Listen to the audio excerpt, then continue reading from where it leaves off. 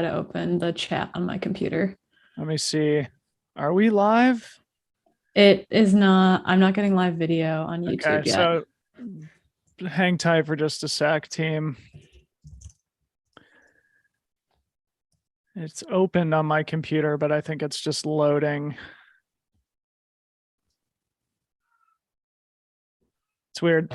And Yeah, we're live. We're live in the chat. It looks like we're live at the okay, video. we are Thanks, live. Liam. Thank you to Liam, aka 8 Station Fireball, who put together a bunch of great statistics for today's Bandera 100K conversation. It is already 2023, and we are back for Freetrail Friday. We haven't done one of these for a long, long time. These originated around this time last year, actually, the Black Canyon 100K, where myself and Eric Sensman did a little pre-race preview for that golden ticket race, and we are back now kicking off the 2023 golden ticket races with a little pre-race banter for the Bandera 100K. Joining me as always is Corinne Malcolm. Corinne, happy Friday. Hi, I promise that I'm going to paint my office this weekend, and so it won't look like this for much longer. Yes, and I'm going to actually properly move back into a real studio here very soon myself. And then also joining us, our esteemed special guest today, all the way from Texas, Mr. Ryan Miller. Ryan, welcome to the program. Dylan, Corinne, thanks for having me on. I am so pumped to chat about Bandera. This is the highlight of Southern trail running, in my opinion, definitely Texas. And so we got a lot to talk about. And you are a proud Texan in San Antonio, the 2021 Bandera champ. Ryan Miller knows what he's talking about as we start to break down this year's race. Are you going to be at the race this weekend, tomorrow or Sunday? I will. I'll be out there all day tomorrow for the 100K and then all day for the 50K. And I'm running the 25K after I support all my friends and athletes who are racing out there before me. So sick. So is that sort of like a tune-up for Black Canyon in a few weeks? Yeah, so I haven't officially withdrawn from Black Canyon because kind of waiting to see how the fitness evolves, but most likely aiming towards formidable 50K actually. Oh, a little Team USA action. Yeah, I felt inspired by what the guys team was able to do last year, and it's coming up so quick. I say last year, it was like 2 months ago. It's already coming back up on us so quick, and I'm like, man, I want to be part of a team like that. And who knows how the team will shake out in totally different location, but it was something I feel inspired to do, and it happens even less often than Western States or UTMB, right? So not very many chances to get on that start line. Heck yeah. Well, yeah, good luck with that. Good luck at the 25K this weekend, and make sure you drop some photos and updates in the Freetrail Slack so we know what's happening down there in Bandera. Although Aravaipa is going to be covering the race all weekend. That is a new detail for this year's Bandera 100K. Shout out to Jamel Curry and the entire Aravaipa team for putting that together. We're all going to be glued to their YouTube feed, and we'll make sure to share out those links so everybody can follow along. Guys, before we get to chatting about Bandera, I figure it'd be fun to maybe just do a few minutes on the sponsor shakeup that's happened in the sport over the last couple of days, really. And it seems like craft sportswear, the Swedes are coming for blood in trail and ultra running. Corinne, do you want to give us maybe a quick summary of what we've seen in the professional ranks as in terms of sponsorships? Yeah, we're still waiting, I think, for many announcements to come out in the coming weeks. But right now it looks like Kraft has been the first to make their move with their announcement, signing Mimi Kotka of a Swedish athlete living in Central, or I guess Western Europe, and then Arlen Glick, who I think we all kind of speculated this might be happening. He mentioned he was going to test out Kraft shoes at Javelina this year. That seemed to go well. And then Tim Tollefson, who we joked, I think, was going to have more hair product sponsors as he moved away from Hoka, but really excited to see all three of them land at Kraft, a team that's grown by like 25% with the signing of these three athletes. So still a very small team, but I think good moves by all three of those athletes. Yeah, big news with Tim Tollefson, and I think Arlen Glick was probably the hottest free agent on the market. And so it's funny to see him sign with sort of a smaller upstart brand and craft than the more established trail and ultra brands like Hoka or Salomon or North Face or something like that. I went and looked on fantasy.freetrail.com. We have a cool way that we can sort by teams and the athletes on the teams, and Kraft has a baller squad now. They do. It's like small but mighty. I made some notes here. So they've got Tommy Rivs, his brother Jacob Puzzi, David Laney, Ida Nilsson, Mimi Kotka, Tim Frericks, Tim Tollefson, Arlen Glick, MK Sullivan, among many others. So the craft team is quite talented. And then I know, Ryan, you were mentioning earlier that there was some speculation on the Let's Run message board regarding Danny Moreno and Camille Herron. You want to maybe give a little color there for the audience? Oh man. Yeah. The Let's Run message board, they are in love with Camille and they're in love with Jim, anything that they do. And then you sprinkle a little Killian in there as well.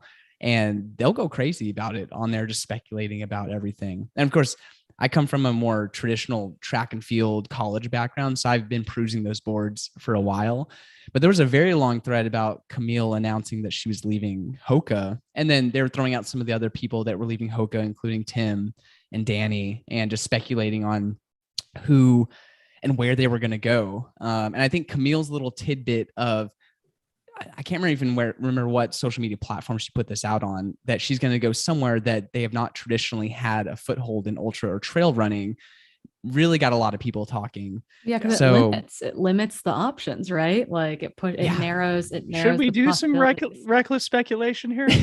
I mean, that's what we're all about, right? Just like spreading rumors into the ether. Well, I mean, it's available on the internet too, and people are speculating, but you're right, Ryan. I think the tidbit of it was an established brand, I think was the language that she used, that has not traditionally been involved in trail and ultra running. That very much limits it. And a lot of people are speculating maybe Puma. That would be very exciting, I think, for the trail running landscape of Puma. And I was told this year, like the reason why Puma sticks out for me is that I was told specifically this year that Puma has money and wants to invest in the trail and ultra space.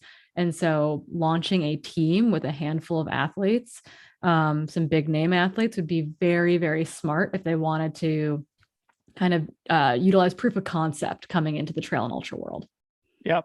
And what a fantastic debut athlete Camille would be for the Puma team. Other people are speculating, including Cody Jett in the chat here, that it's going to be Skechers. We've heard people say Lululemon. So anyway, always fun to speculate on these sponsor things, but that is not the purpose of our conversation here today. Of course, we are here to talk about Bandera and not getting sidetracked. Not getting sidetracked here. We've spent a few minutes on it, but let's move to the important subject of the weekend. Maybe Ryan first, give us a quick retrospective of your 2021 victory at Bandera. What did it mean to you? And I think it was almost like your first ultra marathon at the time. It was. Yeah. So it was my second ever trail race. I did the Moab Trail Marathon and got my booty kicked by little known Adam Peterman at the time. I think he beat me by almost 40 minutes. So the dude really took it to me there. But all along, during the pandemic, I transitioned from post-Olympic marathon trials to beginning to work with a new coach who's more ultra oriented. And Bandera was the big one local to me. So it was something I kind of dreamed of, and I had my eyes on Western states a little bit. And that was a nice, prize if I could do well there, but it's like, hey, let's test the waters with Bandera. So when I crossed 26.2 miles at the Bandera 100K, which was the fifth aid station, I was running the farthest I'd ever run in my life before.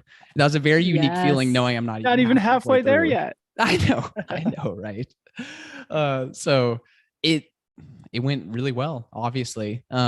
We'll talk about this. I've put together a little history of very detailed of the last 5 years, and then even some more notable performances beyond the last 5 years at Bandera, and what those splits have looked like for everybody, including how much do people normally slow down in the second half at Bandera. Because I was definitely huge. The positive split thing is huge. Here. Yeah, we'll get to that in a sec. It really is. I wonder if, just talking out loud here, I wonder if we would see more of that at courses if they did more 2 loops, right? Like if you think about Canyon's 100K, how much slower are people running the second half? Well, no one cares. It's a point-to-point course. Right. So it's just easier to be able to spectate that here. But anyways, Dylan, I was 30 minutes slower in the second half, and still, I think, built my lead that I had. You ran a very fast time. Yeah. I was 4th fastest in the history of the race, which was awesome, and hoping to get back to that level. But man, I'm pumped for this year, and I think there's going to be some pretty quick times out there with the guys and girls we got coming down to South Texas. I've got a fun little photo that I'm sharing here on our screen for our viewing audience. I have your Strava pulled up on my desktop here, and we'll talk about the course here in a second, but I figured this would be a fun thing to share with the audience too. Ryan crossing the finish line of his first ultra marathon, smashing a golden ticket with wife and baby there to greet him. Doesn't get any better than that. Before we talk about this year's race, can I share another fun photo and a fun memory from my own running of the Bandera 100K? Yeah. Because your boy, as a 25-year-old young, ambitious lad coming up in the sport of trail running in 2012, I found myself down there in Bandera, Texas to run the Bandera 100K, very much hoping to punch my own golden ticket. So this race has been on the golden ticket radar for a decade plus at this point. Another young upstart runner, Mr. Timothy Olson, happened to be in the field, ran off the front. And then I chased the legend, Mr. Dave Mackey, for the entirety of the second lap, was never able to make up the minute gap that he had on me for the entirety of the second 50K.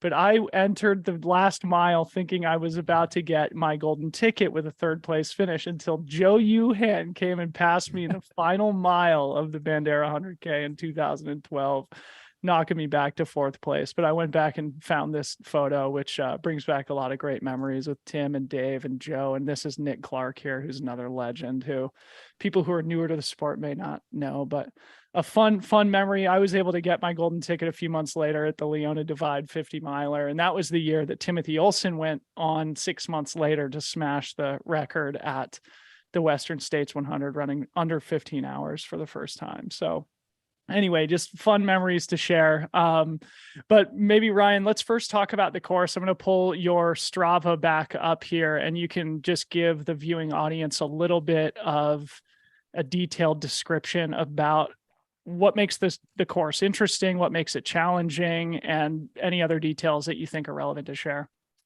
For sure. So some quick highlights of the course: 2x50K loop. It's pretty spot on since they've made a couple of tweaks to the course, maybe 3 or 4 years ago. So distances are all accurate out there. Approximately 7,000 feet of vert. I've seen as low as like 6,500, as high as 7,300, 7,400 on Strava profiles. So it seems to be right there around 7,000. And they come in chunks because there are certain sections of the course that are very flat and fast, and then some sections where you're just getting constant rolling hills. Maybe that doesn't quite show the flat sections as I would quite remember them, but you can see there at the beginning, you hit the most technical and difficult section about the first 8 to 10 miles or so. And then it gets very runnable from about mile 12 all the way up to, 25 or so.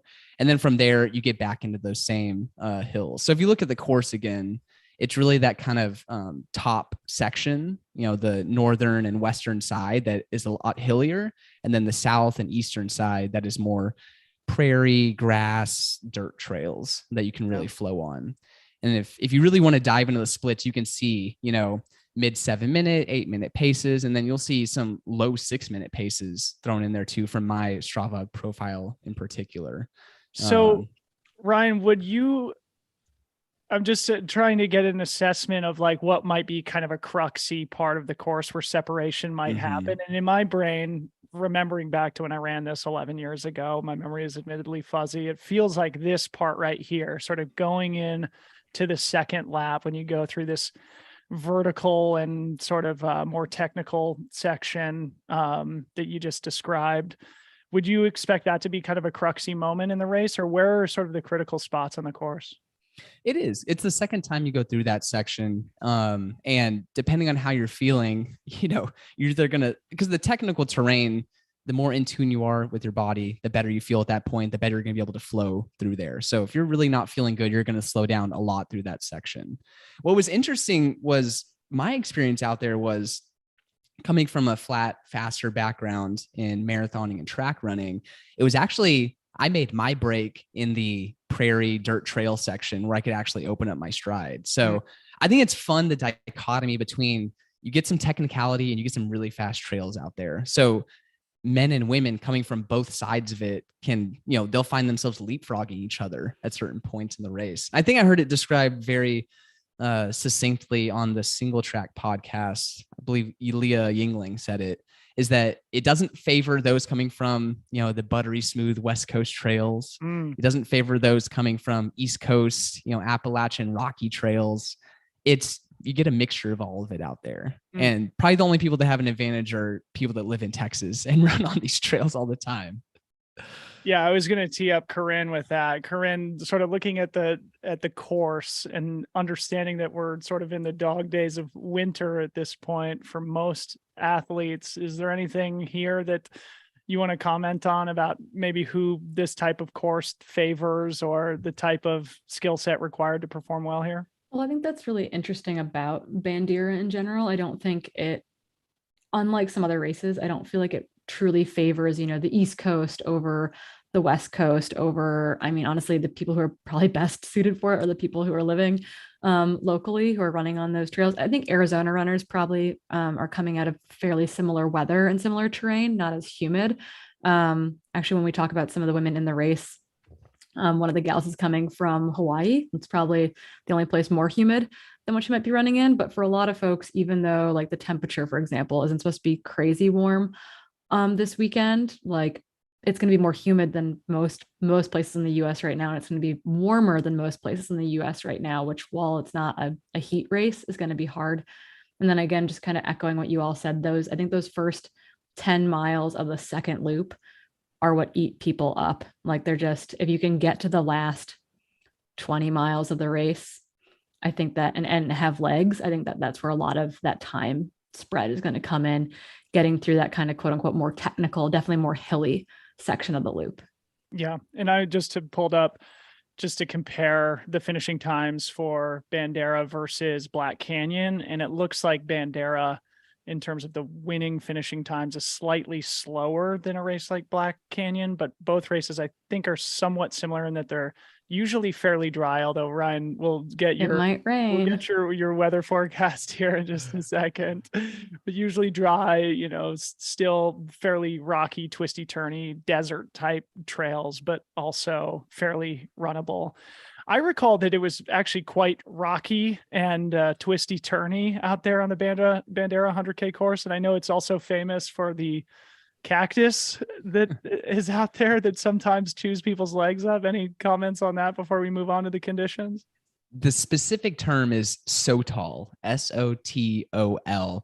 I don't even think it's a cactus. I did like a Wikipedia search on it a couple of years ago when I heard about it too. And I don't know, the best way to describe it is death by 1,000 cuts, because nothing hurts when you're running through these vast, so tall, heavenly landscapes. But you look down at your legs and you just have little drops of blood all over them. And if you're sweating a lot, it starts stinging because it's seeping into the skin. Yeah. But you see people out there, some people wear full tights even when it's mid 60s just to protect themselves from it. I tell everybody, hey, you're going to get cut up no matter what out on that course. Just take it, bust through it. It's, 8, 9, 10 hours of discomfort and a little bit of stinging. You'll be fine. Yeah. The shower might sting a little bit afterwards, but it'll be well worth it. Okay, cool. Let's talk about the weather really quick, just for a sec. And Ryan, you're on the ground, so maybe give us a little idea of what it feels like there in the Bandera area as we look at the Google forecast here. So we're getting pretty typical Texas winter weather for this. So it looks like it's a low of 60 and a high of, maybe about 70 or so, maybe upper 60s during the race, which, like Corinne said, nothing that's going to, take anybody over the edge. But the key difference is that the humidity is going to be very high. I mean, there's literally going to be rain during the race. It looks like off and on. So 90+% humidity. And that, combined with the 60+ degree temperatures, will catch up to those, I believe, who didn't maybe put in a specific heat training protocol if they're coming from a colder climate before they go out there on the course. The other thing is the mud here is very sticky. So this does not become a sloppy course. This becomes a sticky course. Your shoes will weigh 3 times as much as they normally do. Mud will be kicked up your backside constantly. So I was going to ask you about the mud, because I know that the race can be notorious for having mud on certain years. Is this year going to be one of those? It's hard to say how much rain are we going to get Saturday morning. Course conditions right now are pristine, perfectly dry. So in years past, it usually rained leading up to the race, and then it didn't have a chance to dry out. So this time, if there's a few drizzle, hours out there, I don't think the course is going to get particularly sticky for could be a fast day. People. Mm-hmm. Yeah, it could be. Corinne, any comments on the conditions that we're looking at here? No, I think initially the forecast had more rain Sunday and kind of a dry day on Saturday, and we were worried about the rain moving up in the forecast, and that might be what happens. Someone in the chat, Aaron Davis, said the course favors the gritty. And I think that might be ringing true this weekend with the course favoring the gritty. We can talk more about pacing here in a second. Like, the weather is the weather. You can't control it. All you can do is, control your race and control how you handle it. And I think that it's not going to be a particularly cold situation. It might temper the heat a little bit, might temper the humidity a little bit. But I think the biggest thing is, like, athletes, they're all in it together, right? They're all facing the exact same conditions. And so what the athletes choose to go into the race with the right mental headspace, I think will mean a lot, and could mean the difference between, getting a golden ticket or not this weekend. Absolutely. So before we start talking about the gritty athletes who will be on the start line tomorrow, I want to bring up a fantastic resource that Ryan shared with Corinne and myself before we went live.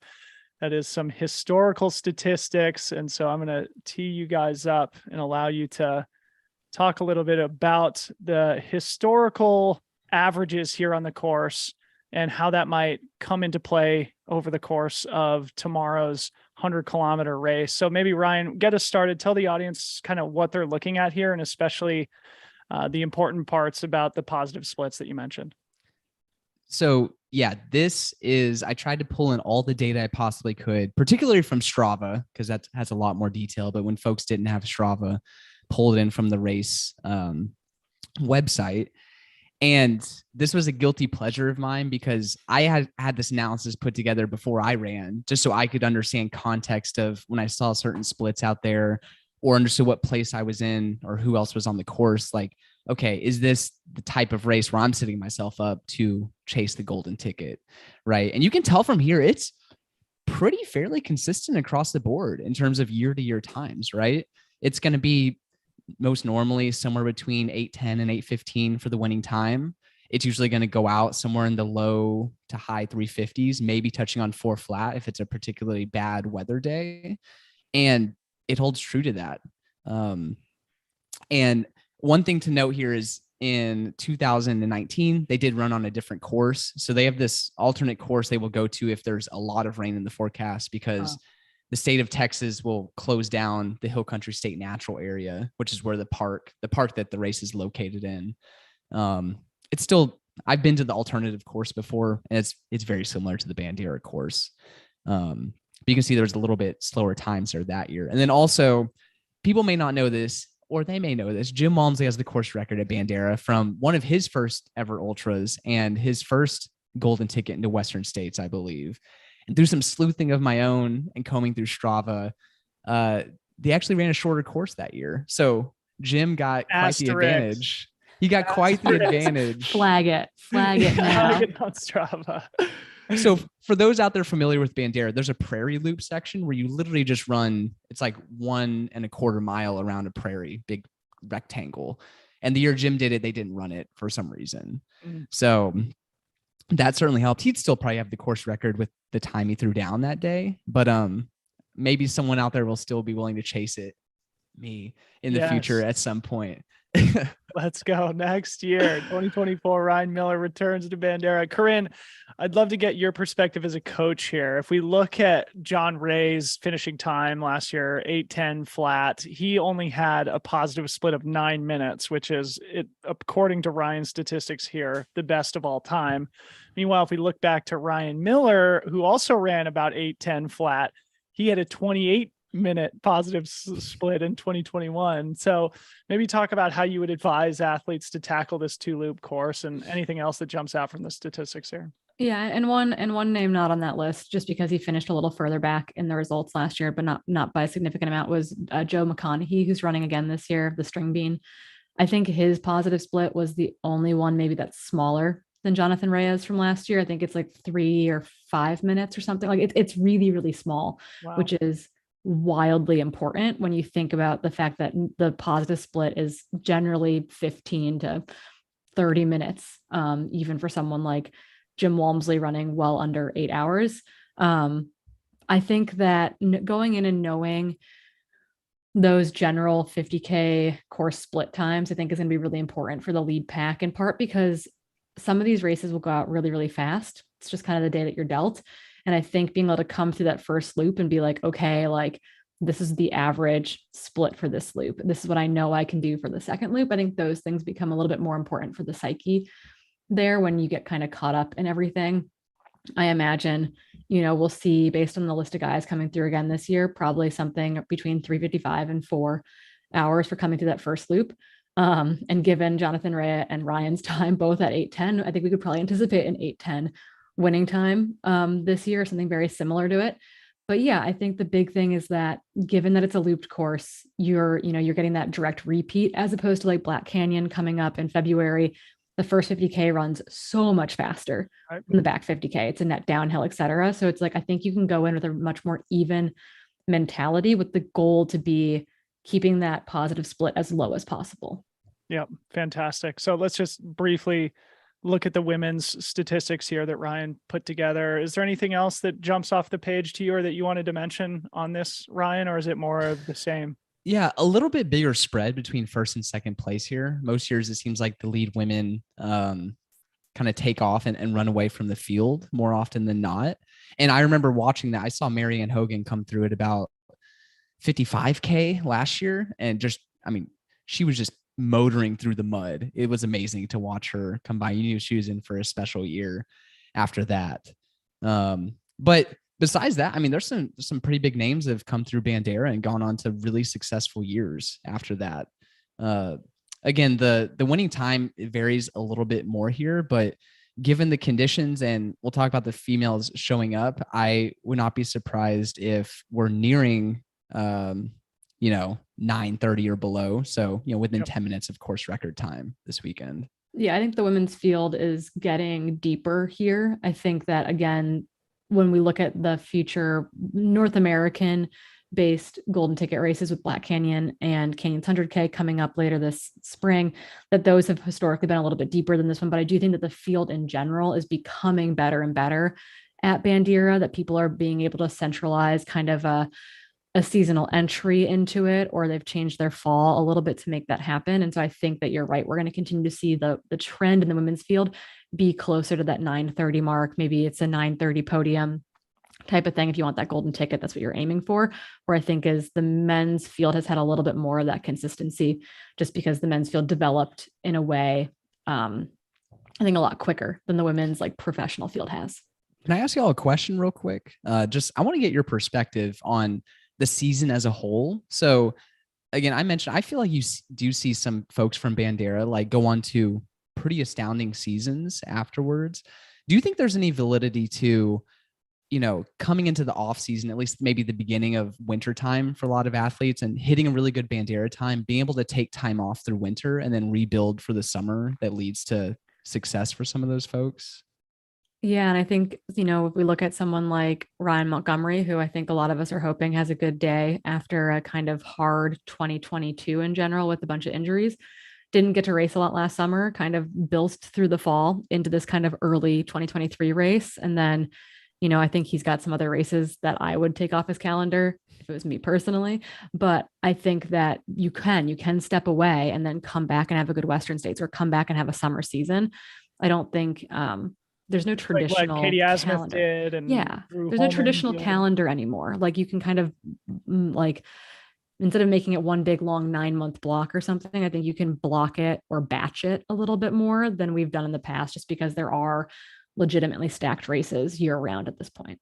Yeah, I would agree with Corinne. And I just want to also mention here, because our guy, Liam, Aid Station Fireball in the chat, has provided a correction that Rod Farvard has the best positive split in Bandera history, only 5 minutes. I think he was 4th place last year at the Bandera 100K. Wow. So shout out, Liam. Thanks for that. You don't want Rod chasing you is No, you don't. the story I get there.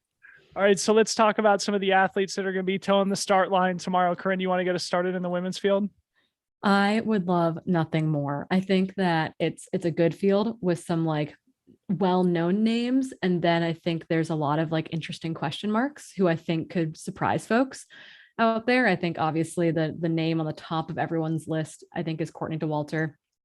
I mean, it's hard to root against a woman like Courtney, who has so many course records, has said that she wants to go back, potentially do the Western States Hard Rock Double. Really wants that Western States course record, I believe. But she, took November off from training after racing Grand Raid in October, very early in her season. Can a less than perfect Courtney win when you've got Amanda Basham and Nicole Bitter, who I think are both very, very fit right now, who are going to be chasing for that? So it's like, how is Courtney that good? And the answer might be yes. Yeah. Before you talk about Nicole and Amanda and the others, I'd love to dwell on this Western States course record. Obviously, we're getting well ahead of ourselves at this point, but one of the greatest course records in the history of the sport, held by Ellie Greenwood from back in 2012. So now almost 11-year-old course record. And if you look at Courtney's resume and her trophy shelf, which is abundant with amazing accomplishments, she's got the Hard Rock course record, the UTMB course record, the Grand Raid course record, which Corinne just mentioned, and noticeably absent, even though she has a Cougar and a Western States victory, is the Western States course record. And if she could make her way into Western States this weekend, and again, getting way ahead of ourselves, but if she was able to break Ellie Greenwood's mark from 2012, it would be truly historic and round out a quadfecta of insane course records at the world's 4 arguably most important 100-mile races. So yeah, anyway, moving back to the women's field, who's assembling this weekend? Yeah. So I think, behind Courtney, women who I think have experience in the Golden Ticket Hunt, have experience at Western States, who have that resume. You're going to have people like Nicole Bitter again and Amanda Basham. Nicole, I've got my notes up here, so I'm kind of staring up into space here.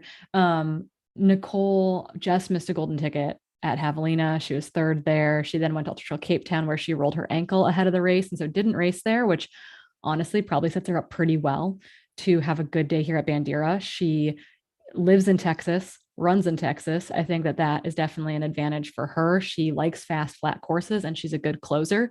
That to me is scary. I wouldn't want Nicole Bitter chasing me at this race. And then Amanda Basham, mom of 2 little girls, has not raced this long in a while with the pandemic and 2 children in the last 3 years. She did run like the ETC race at UTMB this past year. She ran Speed Goat in 2021. I've had to chase her during golden ticket races. Previous to that, like while she has not raced this long in a little while due to like starting a family, I know the training block she's just put in is really, really good. And I am scared that she's probably in like CCC, 2nd place CCC fitness. And she's a fierce competitor. Like she's a really like she races really tactically. She's good at kind of turning screws. So I think Amanda is a legitimate threat in that Nicole, Amanda, Courtney mashup. And then I think the women that are kind of in this next group, one woman to start is Michelle. And I always say her name wrong, but I have to remind myself that it's like lasagna with an M. Michelle Magana. Midwest gal, ran a 16:30, I think, at Kettle Moraine, was 11th at Western States the last time she was there. She got a ticket in 2020 at Bandera into Western States. It was delayed a year. I believe that was her Western States entry, and then was 11th in 2021. So she's got a lot, she wants to go back, and she's clearly a fast 100-mile runner. So I think that she is very much in that mix. Another long distance specialist is Rachel Entrekin. However, Rachel and Trekken just ran 188 miles at across the years in the 48-hour competition. So I don't know if Rachel is starting Bandera or not, because we need this information for our fantasy.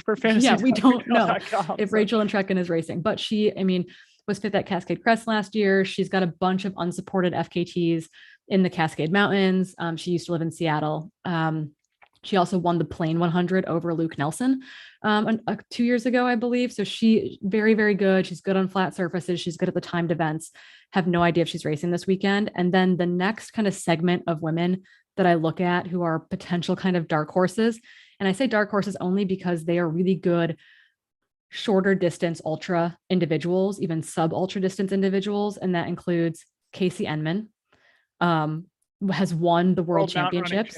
Yeah, exactly. Back in 2011 or 12, something like that. So, over 10 years ago, but is phenomenally talented. You've got Rachel Lemke, who just recently won the McDowell Mountain Frenzy 50K. You have the Canadians then, Catherine Short and, or Cat Short, and Sarah Bergeron LaRoche, both Canadians, both super good in the sub ultra distance. Cat, I believe, is living in Hawaii right now. So coming from a humid environment, not a bad idea. And her and Sarah are both incredibly talented athletes. Sarah has raced a little bit longer. She's been top 10 at the North Face 50 mile before, but doesn't have a lot on her resume in the last year or two, kind of post-pandemic. She races in Canada a lot, and that might be part of it, but really excited to see we've got these like stout long distance names, and then this like group of women who are all incredibly talented over the 50K distance, or even shorter. Good marathon fitness, etc. Like, what are they going to do in the second loop of this race? And I have a feeling it's going to be very close in the women's race. I think it could be really interesting. Top 5 positions. Yeah. Ryan, I want you to add whatever you want there. I just wanted to make a comment that the Canadians are coming in hot for Bandera this weekend. Always. So just hanging that out there. But Ryan, I also wanted you to say, because it seemed like you had looked at Amanda Basham's training block, and I'd love to circle the conversation back to Amanda Basham, who, as Corinne mentioned, was sort of a force on the scene before COVID, and then having 2 children, now bringing that mom strength to Bandera. Of course, she's been 4th at Western States twice. She's been 2nd at CCC. Really one of the best Americans out there, returning to high level competition. Did you have anything you wanted to add on Amanda or anybody else? Ryan, you're on mute, bud. You're muted. Thanks, guys. I just have to say that Amanda can put together a very good playlist, because I found her Bandera 100K Spotify playlist that I believe she made when she DNF'd. Drop it in the chat. Drop it in the chat. We got to send it out. We got to find it. Heavy on country. If you're a country artist, then I think you would really like that. But no, it looks like she's found a really good groove again since having her little babies almost back to back, it sounded like, and has a renewed perspective on what it means to be able to run and pursue this dream of hers of being, one of the best ultra runners in the world. And I think parenthood really brings that out of you. Dylan, you can probably attest to that, as can I, that it makes everything sting a little less. And it also just gives you the perspective that, hey, like, I'm going to be the best I can be, but you know what? Like, if I give my best effort and it doesn't happen, that's okay. Like, I'm not going to dwell on it. And you can see that in the way she talks on social media and does interviews. So definitely rooting for Amanda, and I'm rooting for Nicole, local Texas gal. It's pretty rare for Texans to come up in the last decade to perform well or win at Bandera. So I hope she does well. And I actually saw her partner, Zach Bitter, out there on December 17th. I was running on the course and I saw him in the distance going a different direction on another trail. And I recognized his ultra uniform. I think she's an ultra athlete, if I'm not mistaken. So they've done a little bit of extra course preview, and I think that always helps in any ultra you get into. Heck yeah. And of course she was 3rd. Corinne, I'm not sure if you mentioned this, but she was 3rd at Javelina in October. So narrowly missed the golden ticket. Closed really well. That women's field was also incredibly tight, such good racing out of that group as well. Awesome. So moving on to the men, Ryan, why don't you get us started on some of the guys that you're looking at this weekend? Definitely. I think it's a larger competitive field for the golden ticket than the women's side in terms of number of men that could potentially come out here and take a shot at it. but equally as entertaining to see who's going to mix it up there. So a few names that I'm particularly interested in. I think number one, John Kelly. I saw that, I believe he ran a 2:27 marathon at CIM in December, which you bring John Kelly's long trail prowess. I was going to say, with finishing speed. Barkley with a 2:27 marathon PR. That's incredible. Next thing you know, he's going to be breaking 15 minutes for 5K or something like that, right? Just keep going down the ladder. But this will be really fun to see if he can truly put together a good performance at, what you might term like middle ultra distance for him. Mm-hmm. So that'll be really interesting. And then, Joe McConaughey, or that's how you pronounce his last name, right? Yep. String Bean. I default to String Bean whenever I panic. It's much easier to say, but coming off his performance last year, I think he's going to be really itching to put himself in the position to maybe not have quite as close of a, even or smallest positive split, and really put himself in position to get that golden ticket. It takes that here, right? Because if a woman or man goes out and if they don't put themselves, it seems like in that top, really like 5 to 6, it is hard to crack the top 2, because you have to have almost everybody ahead of you fall apart or have the greatest second half in the history. Right? Yeah. Right. And we just keep seeing that at bigger and bigger races. I know we talked about Western States, UTMB. People just do not fall apart anymore.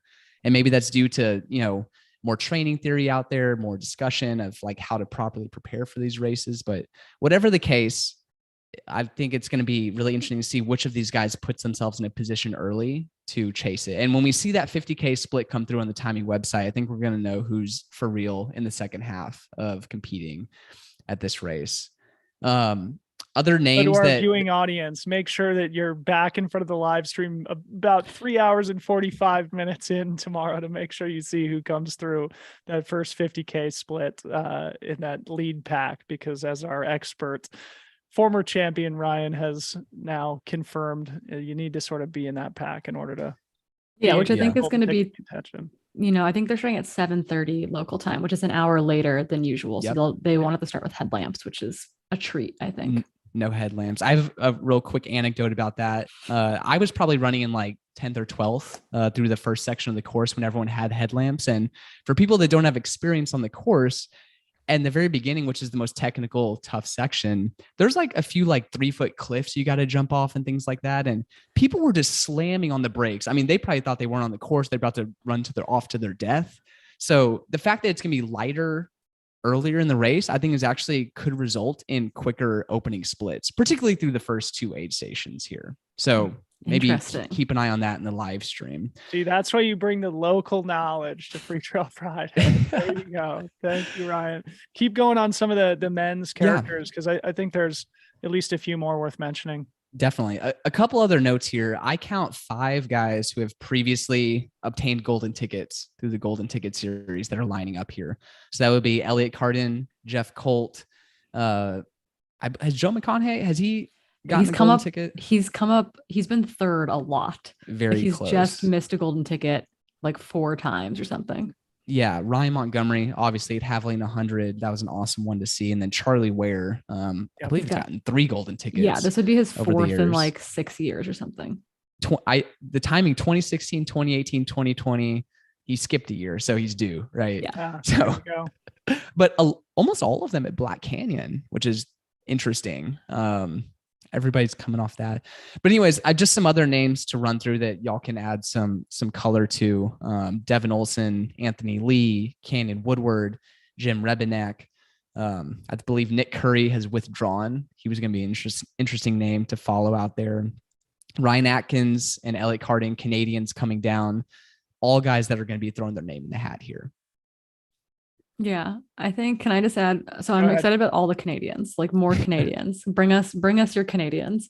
The Canadians they don't get enough love either. Like the running sponsorship model does not treat them well, and it's total nonsense. And I would swear about it, but we're going to keep this YouTube PG. So bring us your Canadians. We will scream their names from the tallest mountains. But Elliot Carden obviously proven over the 100K distance. Really interested to see what he'll throw down here. But like my like very like big intrigue here is in someone like Ryan Atkins, kind of akin to some of the shorter distance women in the 100K. Like obviously an outstanding OCR athlete. He's done a lot of stuff on the bike and on skis. He's Everested on foot, etc. But he's he's not necessarily known for being able to run like this over this distance, and that doesn't mean he can't. And so I'm really just curious to see what that looks like. Like, can he pull it together for a race like this?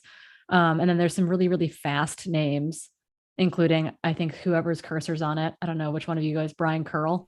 I think he's the other like big name to keep your eyes on. I picked him to win in my fantasy. I don't know hardly anything about him. It was just an intuition, just a feeling. But Brian Curl, he's like 25 years old and he seems to have tons of talent and is flying under the radar. And it just feels to me like almost eerily like one Ryan Miller, sort of a fairly unknown guy coming into Bandera. Maybe he'll punch his ticket, but that's just a shot in the dark on my end. But he did really well at McDowell Mountain Frenzy 50, and I believe was that too soon though. That's my only worry. Pretty close. That just happened. It feels like it's like, how do you balance catching the right amount of momentum?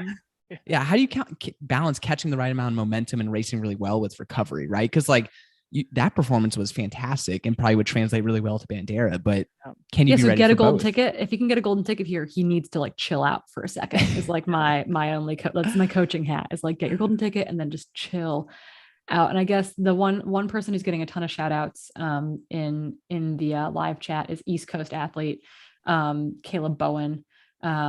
He's the head coach at Marshall University. Thanks, Cody in the chat. Like the we Thundering are Marshall. Herd, I'm pretty sure. Marshall, yeah, exactly. Herd. Like we are Marshall. Randy Moss's alma mater, Byron Leftwich. This is my early 2000s NCAA football encyclopedic knowledge. But yeah, thank you for everybody. Practical. Exactly. Yeah, this is the extent of my intellectual powers. But I also want to give a big shout out to Freetrailer Anthony Lee from Boulder, Colorado. I think this dude is primed to finally secure a golden ticket. Narrowly missed it at Canyons last year. Last year, he finished fourth, just behind Rod Farvard, and had a good run at UTMB Puerto Vallarta this fall. Like he's a solid athlete. I think his Canyons performance was incredibly standout last year as far as like being in that golden ticket hunt and just missing out. So very curious to see. And we also have to remember that last year Black Canyon and Canyons 100K had an extra golden ticket awarded due to cancellations of other golden ticket races. So we're back on the 2-2 train. And then again, remember, another thing to always keep in mind is like, are there any, like most people coming into races are racing for golden tickets? Not always. It's not always the case, obviously. Sometimes we go to races just to be in a competitive field, but there aren't a lot of names, or there are no names on this list who don't need a ticket. Everyone who's in the elite field doesn't have an entry already into the race, which makes sense. We see that more. That's a great thing to mention though. Yeah. So it can roll down through number 5. But like, it's not like a bunch of other people have their tickets already into Western states. So it's there's a lot on the line at Bandera this year. Yep, absolutely. Mm-hmm. Well, that feels like a fairly exhaustive preview of tomorrow's race at Bandera. Is there anything that we're forgetting to mention here, team? I don't believe so. It's going to be fun. Tune into Air Vipa's live coverage. First time ever out there. So it's cool that they're live streaming other event directors races now. I think that will provide a lot of value for the trail and ultra fans. And they've done their homework. I was actually, when I was out there earlier in December, they had Air Vipa hired somebody to go out and do drone footage and test satellite strength. And I mean, they are going all out for this. It's going to be everything fantastic. they do is top quality. So they'll have a team in studio in Phoenix in the morning. And then I think Brett and Finn take over in the afternoon. Leah Yingling will be on the ground providing updates to the guys in the studio, utilizing Starlink and speaking from Starlink experience. Who knows what will happen on race day, but that's why we follow these sports. So just excited that we should have more information than ever coming out of Bandera, because let's face it, the only information we've ever gotten in the past is that 50K split in the finish line. And we should be getting a little bit more than that this year, which is just absolutely huge. Yeah. Absolutely. So shout out again to Aravaipa for making that happen. And I guess to everybody who's watching us now, make sure you jump in the chat tomorrow during the live stream, and we'll all get to reflect on whether our picks and our prognostication here today was indeed accurate. Before we go, when does Freetrail Fantasy close? I was just going to say, thank you, Corinne. That's right. We're always on the same wavelength. Make sure you go get your fantasy picks in now. Fantasy.freetrail.com. Pick 5 deep for both the men's and the women's race. I think the picks will be open until an hour before start time, so maybe about 6:30 tomorrow morning. But don't quote me on that. Go do it right now. The prizes for this one are just going to be Freetrail Pro memberships and some new Freetrail merch. We got a whole bunch of new hoodies and t-shirts and stuff. So come play fantasy with us, and we'll send you a hoodie if you win. I guess one last thing. We got a Aid Station Fireball in the chat. Elliot Carden just dropped via Instagram, FYI. Breaking news. Thank you so much. That's the here we are on CNN breaking news, the live reaction from the panel. No, just kidding. That's it for our prognostication here today. But thank you to Liam for that little info. Elliot Carden, we'll get him scratched off the fantasy list. One last thing before we go, I wanted to mention this. This is our new partner here with Freetrail, Rest Day Brewing, non-alcoholic beer. We're doing dry January all month, as we do every single year. You guys got to check out Rest Day Brewing. I put a link in the description, and you can get 20% discount with dry 20. So for those who are abstaining from the brews this month, like myself, let's do it in solidarity together and go try this new NA beer company. Anyway, any final words, Ryan or Corinne? Have some fun. Can't wait for 2023. Yeah, cheer loud. They can hear it, I promise. Heck yeah. All right. Well, thanks to everybody who's watching us now. We'll see you in the chat on the Aravaipa live stream tomorrow. Have a fantastic Friday.